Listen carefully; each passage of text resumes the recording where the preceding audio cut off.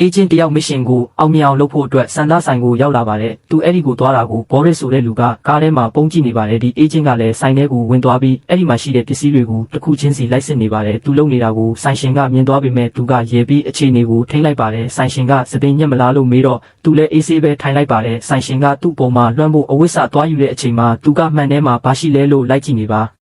အဲ့ဒီလိုလိုက်ကြည့်ရင်းနဲ့အဲ့ဒီမှာရှိတဲ့အယုတ်လေးကိုတိုက်မိပြီးအောက်ပြုတ်ကျသွားပါတယ်။ဆိုင်ရှင်ပြန်မလာခင်အဲ့ဒီအယုတ်ကိုအမြန်ပြန်ပြင်ဖို့ကြိုးစားနေပါတယ်။အဲ့ဒီအချိန်မှာပဲဘောရစ်ကဆိုင်ရှင်ရဲ့ပါးစပ်ကိုပိတ်ပြီးဖမ်းချုပ်လိုက်ပါတယ်ပြီးတော့အဝစ်ကိုယူပြီးဒီအေဂျင့်ကိုလာပတ်ပေးပါတယ်။အေဂျင့်ကမှန်ထဲကနေသူ့ကိုမြင်သွားပြီးသူပြောတာကိုနားမထောင်ပဲပြန်ရိုက်ချလိုက်ပါတယ်။အဲ့ဒီလိုနဲ့နှစ်ယောက်သားအပြန်လန်တပ်ပုတ်ကြပါတယ်။အဲ့ဒီအချိန်မှာသူကအယုတ်တစ်ခုနဲ့သွားတိုက်ပြီးတော့အဲ့ဒီအယုတ်ပွင့်သွားပြီးသူ့ထဲမှာခလုတ်၃ခုရှိနေတာကိုတွေ့လိုက်ရပါတယ်။သူတို့ဆက်ပြီးတပ်ပုတ်နေကြတော့ဘောရစ်ကစပင်းညက်ဆက်နဲ့သူ့ကိုချင်းချောက်တော့သူကဘေးမှာရှိတဲ့စပင်း၆ခန့်ဆက်ကိုယူပြီးပြန်ရိုက်လိုက်ပါတယ်။အဲ့ဒါကြောင့်သူမေးလဲသွားပါတယ်ပြီးတော့သူကသူ့ရဲ့ကုတ်အင်ဂျီအိတ်ထဲကတပ်ပုံတစ်ပုံကိုနှိုက်ကြည့်လိုက်တော့အဲ့ဒီမှာအေဂျင့်ကိုအရှင်ဖမ်းပေးရင်စုကြီးငွေပေးမယ်လို့ရေးထားတာတွေ့ရပါတယ်။သူဘာမှနားမလဲပဲကြောင်နေတော့မှဆိုင်ရှင်က